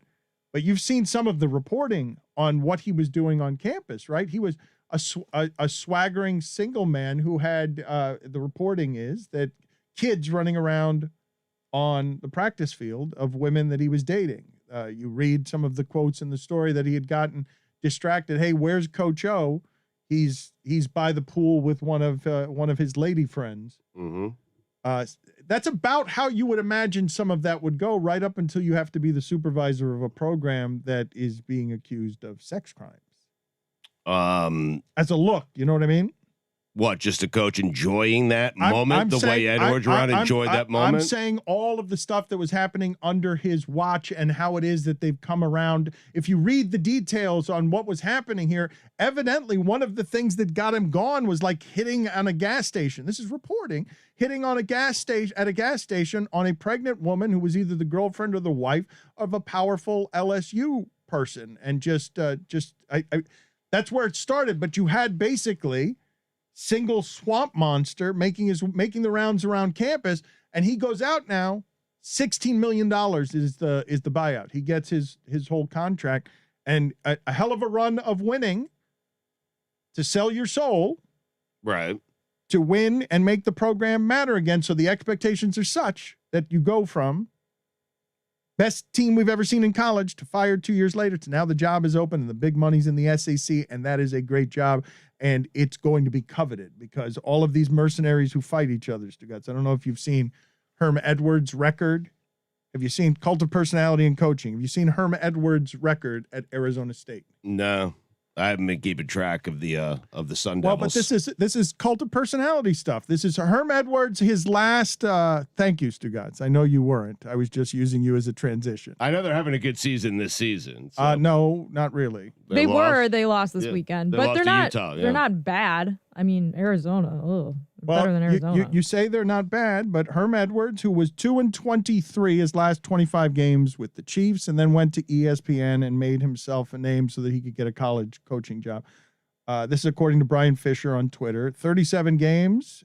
He's 22-15 overall, 14-12 in the Pac-12. Todd Graham was 26-11, 18-11 in the Pac-12. So you say they're pretty good. They were. I mean, Todd Graham. That's Cult of Personality stuff, right? By Arizona State standards, I'm saying it. But but I just gave you the record, and this is the stuff that's happening right now in college sports as the money becomes a free for all, and as these SEC programs are going to start getting really great recruiting classes, because that's a business in a way. As opposed to now. Right. No, but not even more, I would imagine, right? The advantages, I would imagine, are even going to get more lopsided, where we're going to be, if we're laughing at Iowa this weekend, how much more are we going to be laughing at Iowa when all the coaches and all the recruits end up in that conference? The expanded playoff rewards a conference for getting more playoff teams into the expanded playoff. I think $18 million for every team that's from your conference that makes it. However, you look at that conference and you see, well, is what's happening in LSU just going to start happening to more and more teams? Are more teams going to fire their big high-priced coach 2 years after winning a national title because here comes Texas, here comes Oklahoma. We're all just going to beat each other up. It's changing the cutthroat to go on this with Orgeron, but there's other stuff here. And the stuff you mentioned hitting on the LSU pregnant, the wife of an official while she was pregnant, as saying you want to go grab some drinks sometime. No, you want to work out. Yeah, you want to work out. All right. But he also had plenty of girlfriends. There was famously a photo that's made its way onto social media last year of him appearing to be post-coital with a young woman. And there's now reports from a local TV station where he was bringing these girlfriends to practice, and the children of these girlfriends would get involved in the practices doing drills, allegedly. So it's not great. I think the main reason, though, well, I don't know. I don't know the main reason, but the hiring of Bo Pelini last year, LSU's defense fell off a cliff after they won the national championship. And then they hired, I think, Scott Linehan as the offensive coordinator. Those two hires, I think, were getting just as much scrutiny as, obviously, the extracurricular relationship things he was doing. And I don't know. I mean, I don't know which one weighed more on the firing, but I think the fact that they lost and looked really pitiful in 2020 probably has more to do with it. Well, but they just beat Florida this weekend and looked plenty good. Looked like they had plenty of athletes doing that. Yeah, I mean, they have talent. They have one of the most talented rosters in the SEC, but that's why losing to Kentucky and then Florida is going to get you fired because you can't do anything with it. He became a guy that can't put a staff together in one offseason, though, because he was getting all the credit in the world for hiring Joe Brady, who was young, very young for that position. So impressive that the NFL hired Joe Brady away from him. But one offseason, and he's forgotten all of these things about putting a staff together. I just think ultimately they're disappointed. They would survive all of it. They would survive all of the bad judgment, even the gas station incident, even the kids getting involved in practice if they were winning more. Correct. They're recruiting. They're just not winning. That's because the coach is not paying attention. Like that, the national championship, imagine, and I'm not making excuses because what Ed Orgeron has done is not right, but you're 60 years old. Everyone has doubted you and perhaps made fun of you, right? Your entire life, the way you speak, all of it, right? And then you finally win a national championship and you validate all of that. And I can't imagine winning a national championship when you're from Louisiana, winning it at LSU, and what happens after you win it. You become... He was a rock star. You go from a guy who was a punchline to the most popular guy in Louisiana. Yes, he was a rock star. What it sounded like to me was that the 2020 season was really when the LSU athletic director made up his mind that Coach O needed to go, and that he was just waiting for that decision to be validated this season. They were going to give him a chance to see if he could, beat UCLA in week one and then go on and beat, most of the SEC West teams that they play, and maybe he'll redeem himself. But last year, with what this athletic story says about him going on Fox News and that causing a rift with his players and him not being willing to lead his players during the summer of protests where a lot of other college football coaches were like, hey, we have you guys' back. Dabo Sweeney even did that. Because kind of a low bar to clear when your players are all kind of hurting and you're just like, I don't know what to do about this, so I'm going to No, but he was busy being Vegas. He was busy being Bayou Elvis. He was being videoed jogging around campus shirtless. And if you read the stories in the aftermath of the firing, their athletic director, Scott Woodward, apparently is someone who likes to make big hires. He brought Chris Peterson to Washington. He was the one who went for Jimbo Fisher when he was at Texas A&M. And he apparently wants to go for he wants to go for Dabo. He wants to go for Jimbo. He wants to get the highest of high-level coaches to come to this program. Whittingham, LSU, I can't even imagine. Never mind their coach flaming out as a rock star at 60. Them getting back into the championship game in Nick Saban's sport must have created such an avalanche of money and fame in Louisiana that it swallows Orgeron, single swamp monster. Stugotz is absolutely right. Can't even imagine what it was like to go from having to, Jimmy Johnson stayed married in the pros, stayed married for appearances, because you don't want your coach to be swaggering single Urban Meyer at his bar in Ohio. You want your coach to be representing young men. Correct. Yeah, but this was Ed's chance. That's correct. So he becomes a rock star, governing a program that is pretty lawless and sold its soul to get the best college football team any of us have ever seen, fired 2 years later. And now the AD's gonna, he's going to hire somebody big because they're getting in the big business of we need to compete with Alabama for these dollars, these SEC dollars. And they'll get whoever they want, I would imagine. Because Texas was trying to get Urban Meyer, sure, for whatever that would have been, $100 million. Like, how great a job is about to come open at the end of this season, where you've got the Lane Kiffins and the Mike Leaches just trying to get to the outskirts of the money that's in this that's about to be in this conference. When USC automatically becomes the second most attractive job, that's how great the job is. Because LSU is where you want to be. If you're any of those I guarantee you Lane Kiffin wants to be there. Guarantee it. I'm not certain about Dabo, but I guarantee you most coaches would want to be at LSU. If they can get anybody who's the top of that list? I mean, Dabo I would say Dabo or Jimbo Fisher. Clemson is so bad. Yeah, but they're in the right conference. But they're so bad right now. Clemson has. I don't know how much Dabo has harmed himself with this season, but it does not look like the same thing. Yeah, but it's not like they're not going to be back in like a year or two. They have one of the best defenses in not just the ACC, like in college football, and they just have a bad offense this year. And I think they're going to be back. It's not like, I don't know. I think a lot of Clemson fans understandably are upset and like the national media is kind of acting like the sky is falling there, but they're still Clemson. They're going to be okay. Well, what does that mean? Because before Clemson was Clemson, we used to use Clemson as a verb. Clemsoning was to lose. That there's still Clemson is 10 years of history. Before that, it's all losing. But it wasn't a flash in the pan. Like Ed Orgeron, you could see like maybe that was an outlier. He just had a really good class. He was an interim guy. This is the AD wanting to hire his own guy. Dabo was also an interim guy. He kept it because he proved for a decade he was putting out gargantuan teams. It was a great run for Clemson. It's really hard when you go from arguably greatest team of all time this program has ever had, and then those guys leave to the NFL. It's hard to replenish. Ed Orgeron found that out last year, but it was just the opportunity that the LSU athletic director needed to get him out of there, because there's a lot of problems that come with Ed Orgeron. There's just a lot that comes with Ed Orgeron.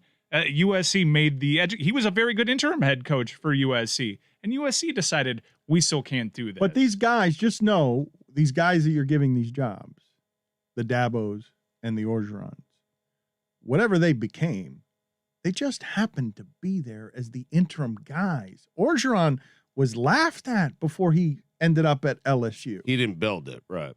No, you're right. But he was laughed at as a coach. Like, wait a minute, you're going to try and outsmart somebody with this? Mm-hmm. You talk about friendly monsters. You talk about monster-like creatures. This is what you're going to X and O with? The guy that becomes Bayou Elvis as soon as the money starts rolling in, because hell yeah, baby, I got campus. And, of course that's how Ed Orgeron was living life as the most famous person in Louisiana. But like the Dabo hire and the Coach O hire are not the same hires. Like they have very little in common.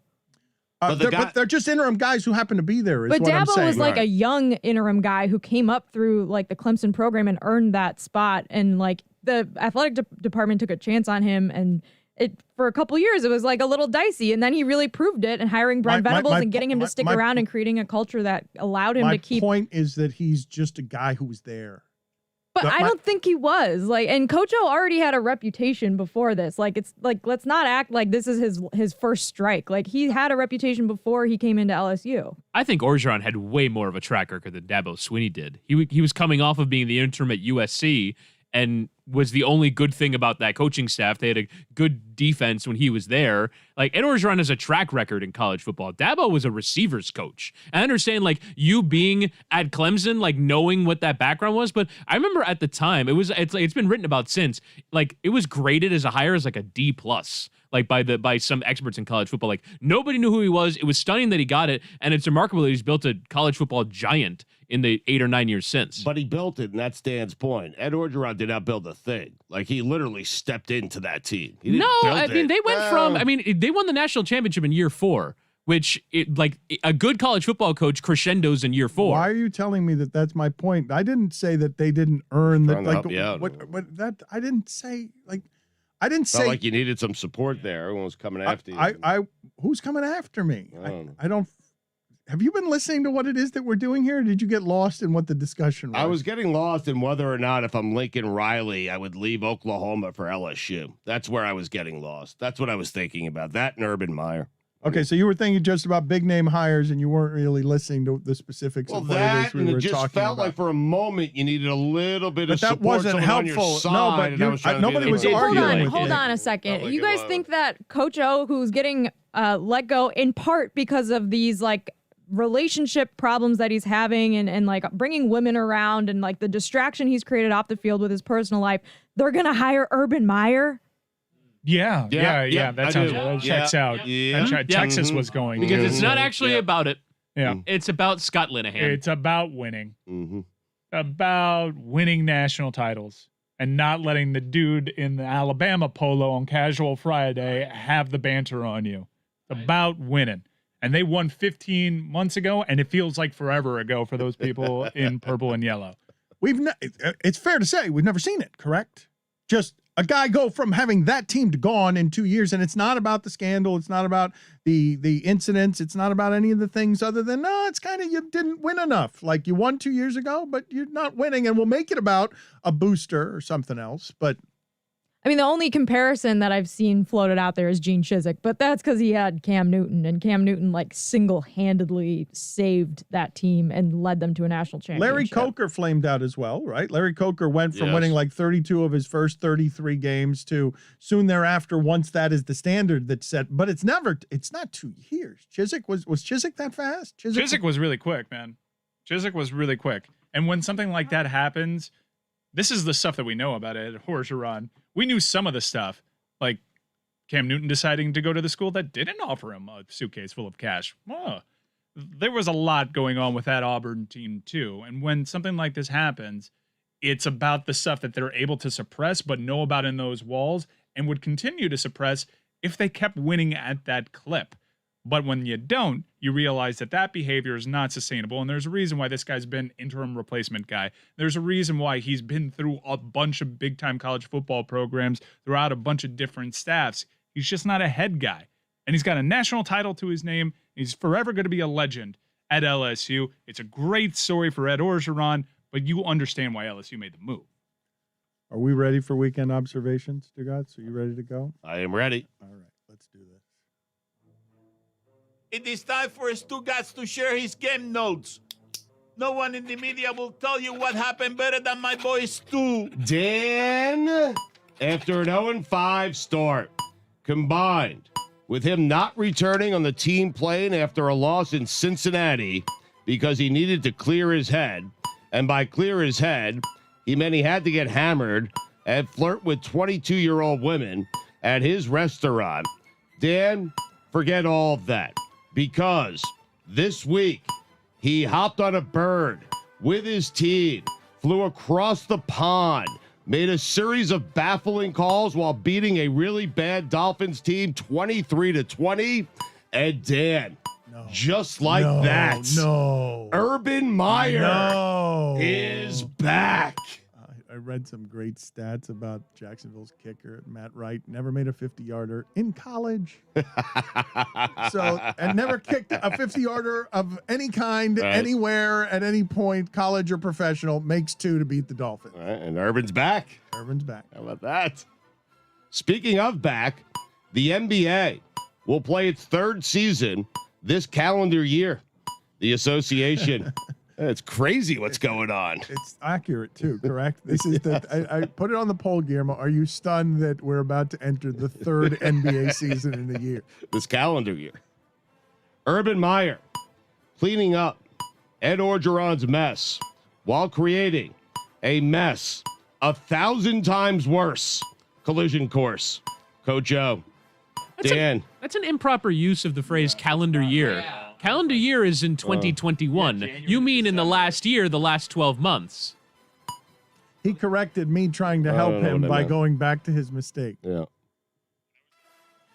I mean, I was there for you on the Orgeron thing. You could have been for me there. I mean, where were you? Where are you when I need you? I'm always there for you. Whittingham was coming at you. You're always there for me as long as there's an appearance fee. If you bought a calendar October of last year, this would be the third NBA season in a calendar year. How about that? What you got, Whittingham? Huh? Fancy lad. Why am I mad at him? He's so right about you got that. him. You one-upped him, and you felt victorious. But I didn't. You one-upped him with, if I bought a calendar in October. The calendars start in August, the year before you buy them, actually, because it makes their shelf life longer. So Stugotz is onto something. What are months Thank you. really? Exactly. What is time?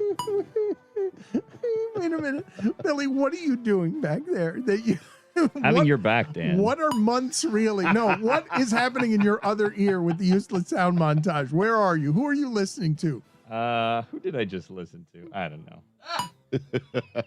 Frank Wright. Oh, boy. Dan, you know what the K in Cliff Kingsbury stands for? It stands for COVID. He also tested positive for Zaddy.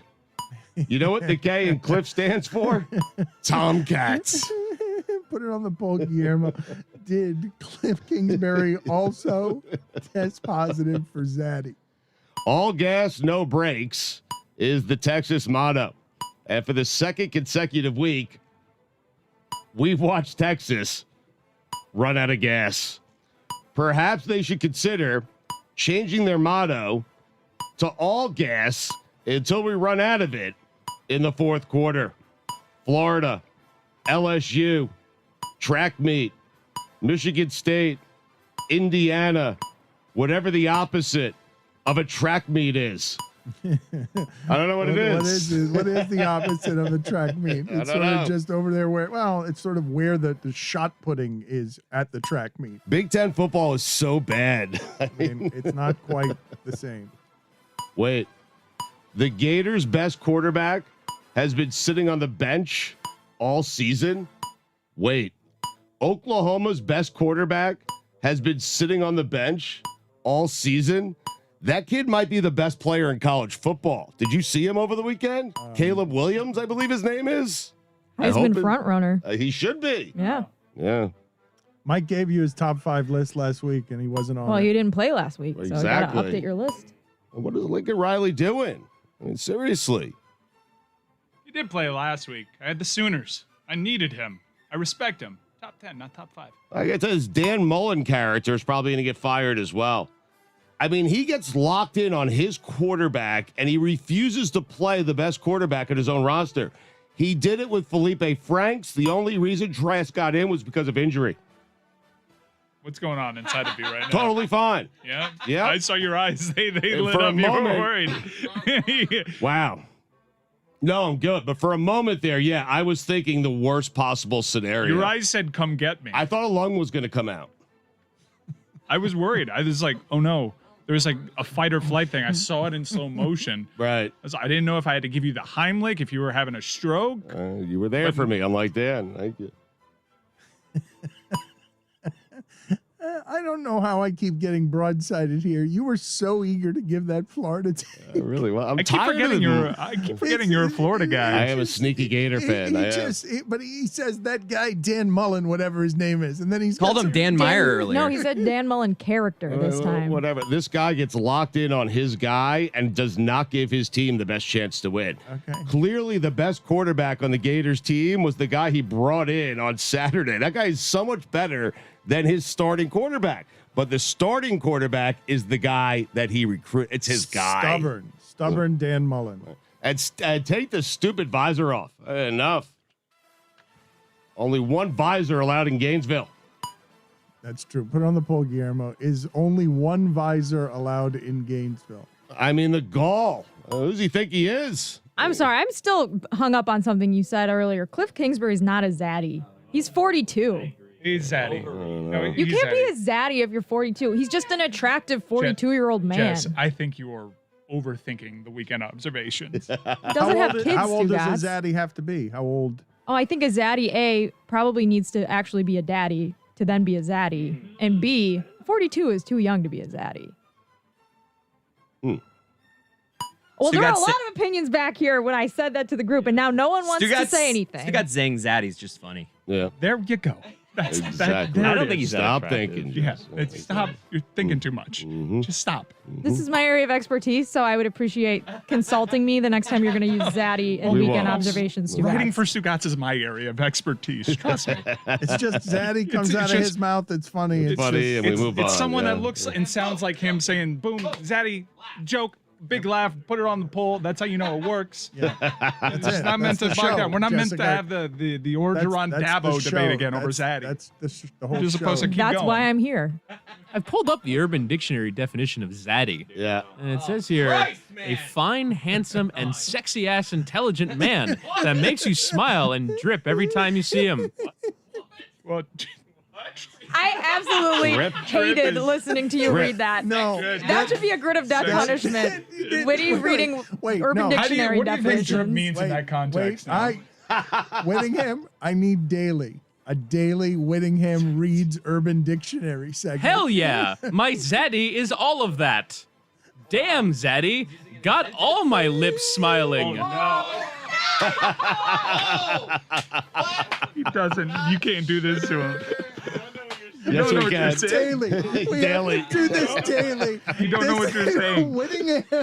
Yeah, Whittingham. that's the perspective of a 20-year-old woman. Whittingham reads.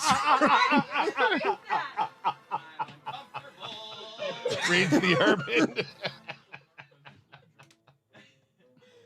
He said I'm dripping the first time and it didn't. It Like was he thought it was a uncomfortable. fashion It was thing. No, it was He just- uncomfortable the first time. He went right by it Right, and he and then kept reading, that's not it. knowing. All gas, no brakes, Whittingham. Bad idea in Urban Dictionary. What do you think he means by that? I don't know. But I've come around and I owe Jess an apology because that was a great diatribe because it got us that. Yes. You're welcome. Jess is back. Oklahoma State survive and advance. Mike Gundy can cut a rug. Oh, he was dancing. Oh, yeah. He got so low. He it got looked like so some of that low. hurts. He got so low for a man who's no longer, I'm a man, I'm 40. He got low. Mike Gundy, flexible. Dan, sad news. David Baker retired as president of the NFL Hall of Fame. There'll be no way to replicate delivering the best news of someone's life while somehow scaring the shit out of them at the same exact time. How do you replace that? This is unfair what we've done to this man. It's unfair. We have talked so much about David Baker today. He might be a really nice man, and he's just large. He does make you happy, though. He does. Well, he shows up at your house at the happiest moment. All my lips are smiling.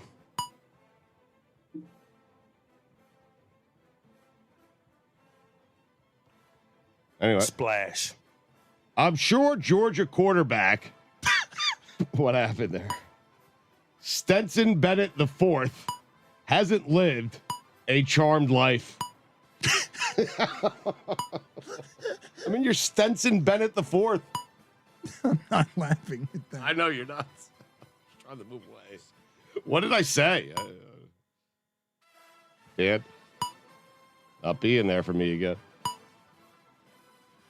Anyway,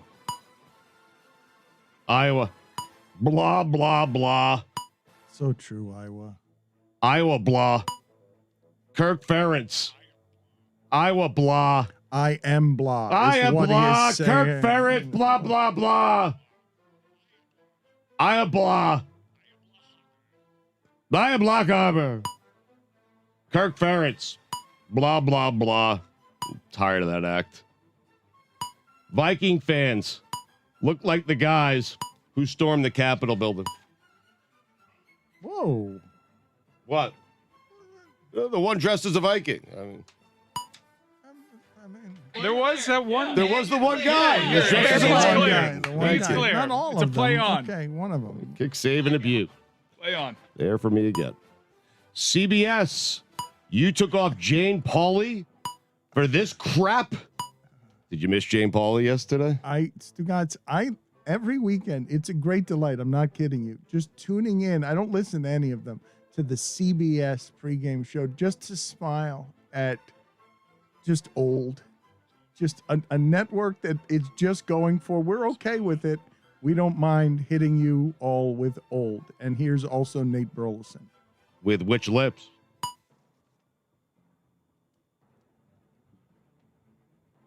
But I'm watching Jags and Dolphins The timing yesterday. on that was not great. You wouldn't shut up. I mean, leave the window open a bit. They're my weekend observations. Let me jump through that window. I mean, just know when, just right there, boom, window open, boom, I jump through it, boom, you go back. Shut all your lips. If there was anyone who I thought would be immune to COVID just based on his mojo, it was Cliff Kingsbury. Zaddy.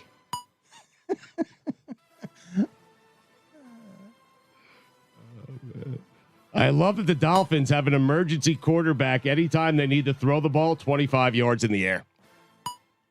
Jacoby Brissett did that yesterday. It's been very frustrating. It has. Alabama, we heard you loud and clear. Old arguments that now seem really dumb. Whether or not Casey Martin should be able to use a golf cart at a PGA event. Remember that conversation? I'm distracted. I want to go so badly to Chris Cody for whatever it is that they're please laughing do. about back there. Like, please give me whatever it is that is. Go ahead and walk I'm me gonna to the shut line. my lips. If I understand how this T-shirt store works at all, there needs to be a picture of Whittingham's face with damn Zaddy got all my lips smiling on there today, right? Yes. You told me to read that, and I did without having screened it. And now you want to put my insignia on a T-shirt with a Zaddy description underneath it. Yes, No. Your likeness. That Yes. can make good money. That's a good commercial. Damn, that T-shirt Zaddy. could make you good money if Zitty you, Zaddy. if you want to sell, Hey. if you want to sell your soul. It's up to you. Angel will do it. Top 5 old arguments that in 2021 now seem dumb. Marijuana. Billy, what are you laughing about over there now? What are you laughing about now behind that mat? I just said under my breath, I'm not helping. You keep emerging from the useless sound montage to just throw a grenade into the proceedings. I don't know That's how what he you're does. doing it. You've only got one ear on the show. Sorry, Stugotz. He's good. Marijuana. Number 4, Pete Rose in the Hall of Fame. Number 3, paying college athletes. Number 2. That one's going to be lost, right? That one's lost now. Yeah. These are my top 5 old arguments that in 2021 seem dumb. Number 2, Casey Martin. And number 1, LeBron being better than Michael. Really? Yeah, dumb arguments. It was dumb then. It's dumb now. It will be dumb in 20 years, 50 years, 100 years, 1,000 years. Bet. Well until I'm a great granddaddy. It will still be done. Red Sox. First team ever, Dan, to hit a grand slam in the first inning and a grand slam in the second inning. Couple of grand salamis. Cutting it up. First time in postseason history, right? That's happened in a game before, no? Yeah, but I don't really pay Yeah, attention to the okay. regular season. Yeah, okay. It only matters if you do it in the postseason. That's correct. Every Sunday, everywhere I look, all I see are Alabama wide receivers. 10 catches, 70 yards. Jalen Waddle, the Jarvis Landry is strong in you. The Raiders are better without John Gruden. Was the Jaguars defense purposely ignoring the middle of the field? Justin Herbert, bust, death. Oh, no. What? What happened there? Bust. He was terrible yesterday. Now I have questions about him. It's Chris Cody's fault. He jumped aboard the Herbert bandwagon. It's the worst game he's had outside of that 45-0 Belichick game. And then Tua in that first drive, I was just like, oh my God, what did I do? He looks good in first drives, too. He does. He really does. When it's all scripted out, he's been working on it all week. It's when he has to improvise. I'll put it on the poll, Guillermo. Does Tua look good on first drives? What you want from your first pick? Death, taxes, Purdue, upsetting number 2 in the country. As I've been telling you all along, Sam Darnold is just okay. You know what the S in Sam Darnold stands for? No. So. J.J. Watt, 0 sacks to go along with Arizona's 0 losses. Lamar Jackson broke Dan Marino's record. I want people to think about this. For most wins by a quarterback under the age of 25. Bill Polian nailed it. What a great record to break. The fact that Marino that's a quarterback's quarterback, right? That is the guy. What just happened to you there? I don't know what happened It seems there. like you tripped on a right. But I tripped over my own lips. But I love that Bill Polian, I'm certain, thought Marino was going to be great coming out of college, and he was. But did not think that about Lamar Jackson. And now Lamar Jackson has more wins by the age of 25 than the quarterback. It is. It's funny. Funny. Meanwhile, Tom Brady is on pace for 6,000 yards, 50 touchdowns, and 9 interceptions. So good. The Bucs are 5-1 with 10 days off before a home game with the Bears. Safe to say, Ed Orgeron enjoyed the holy hell out of winning that national championship. Speaking of hell, or Pryles. Dan, those are the weekend observations. Good bet.